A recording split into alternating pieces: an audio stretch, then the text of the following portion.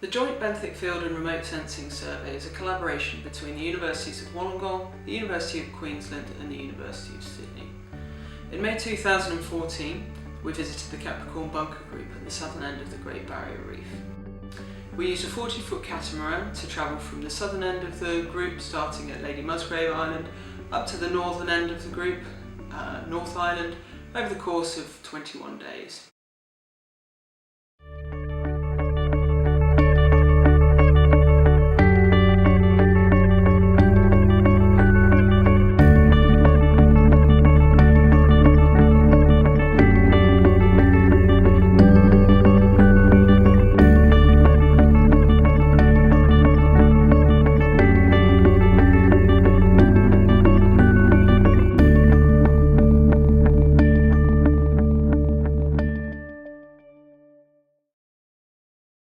The aims of the overall expedition were to collect video records to map in detail communities on the reefs from satellite imagery.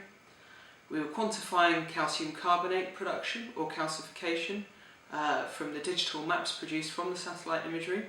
The reason that we chose to focus on carbonate production is that that is a key functional value of the reefs in the group. It has quite an important role in buffering seawater chemistry fluctuations. It underpins things like the structural complexity of the coral reefs, and in doing so provides habitat for things like fish populations, and it also provides the carbonate sediments which themselves get washed up and form the structure of the reef islands.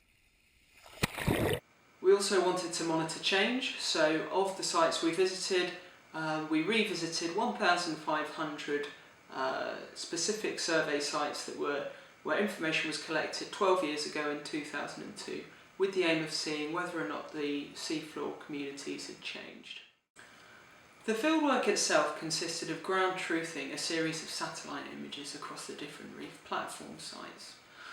The ground truthing was a combination of doing photo transects, where we had snorkelers in the water, getting down to just above the reef surface and taking photographs of what the community was there in quite a high level of detail. So over the course of the expedition we built up this data set of over 10,000 high resolution underwater photographs of the benthic communities. And then once we were out of the field, the idea is that we would go away, record from those photographs things like the percentage of coverage of different community components, so things like live coral, rubble, algae, seagrasses, that sort of thing.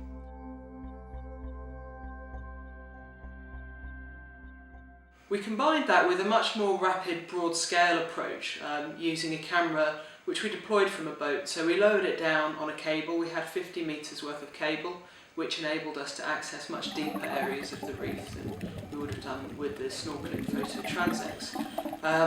So we used this approach, lowering the camera down, recording 30 seconds or so worth of footage of what was on the seafloor to be analysed later on in the same manner as the photo transects. Using this approach, we visited a representative sample of sites across the entire reef platform. So you'd be working in the lagoon or up on the reef flat, or across the forereef and down the slope into the deeper areas. And really it's the combination of these two approaches, the detailed photo transects and the rapid drop cameras, that makes a particularly powerful data set of high detail and spatially extensive records of what's on the seafloor.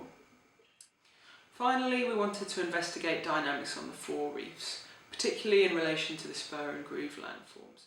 So I'm studying the spur and groove systems here, and that's an interesting zone of the reef that occurs where the reef flat meets the open ocean. So it's on the outside of the reef, and it is characterised by a really typical morphology of coral or coralline algae ridges that extend out perpendicular to the reef, and those are the spurs, and they're separated by usually rhythmically spaced sandy or rubbly channels, and those are the grooves. So there's quite a variety of morphologies that they take, but it's a characteristic geomorphic zone, and it's one of the most important zones of the reef, I think, because it's really high biodiversity, lots of different species of coral and algae and also fish. It's an important habitat for fish and other species like sharks and turtles.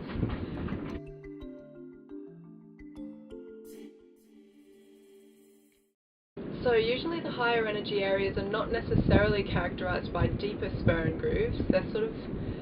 They're kind of more defined, so more straight channel-like grooves, and they've got really either clear bottoms devoid of sediment or very big pieces of rubble. And the low energy areas have really deep grooves as well, but they're sandy bottomed and they have really nice branching and very intricate coral formations, whereas the higher energy, the corals tend to be more encrusting or smaller morphologies.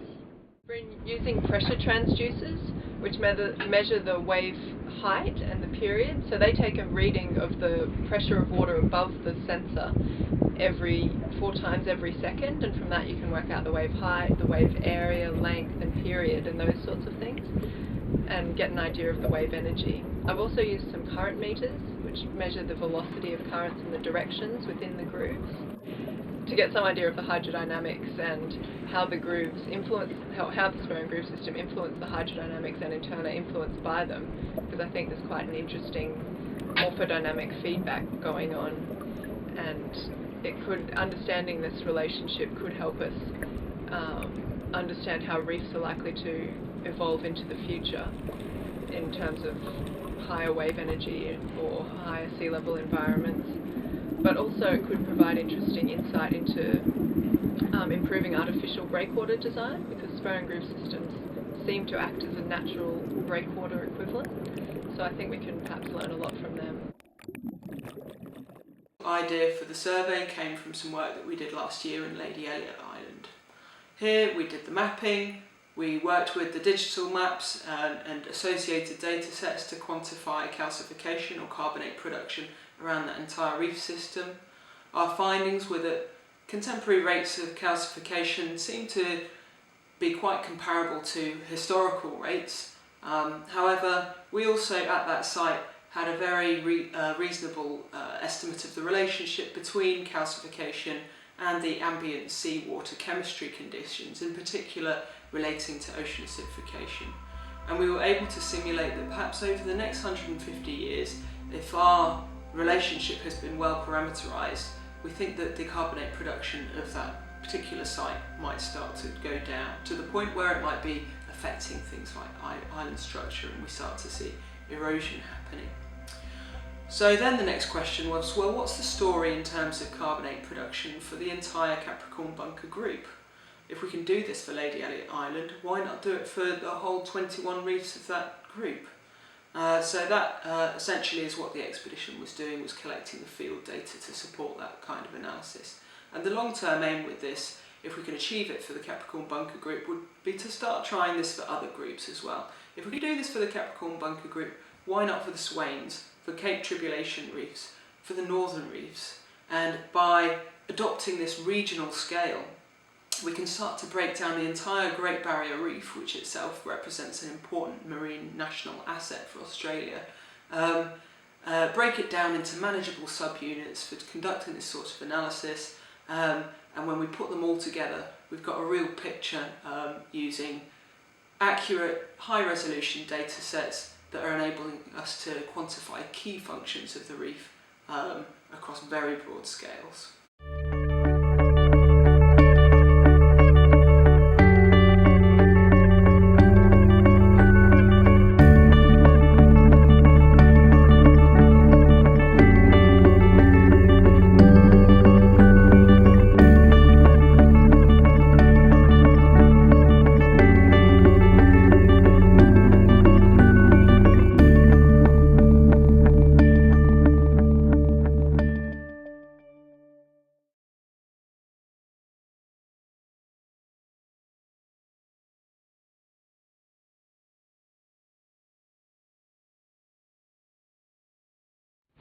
Go. Good afternoon, viewers. As you can see, we have arrived back in the marina and our auspicious journey to the Capricorn Bunker Group is over. I think the highlight of the trip was the fact that we have discovered that good food is so simple. Bye.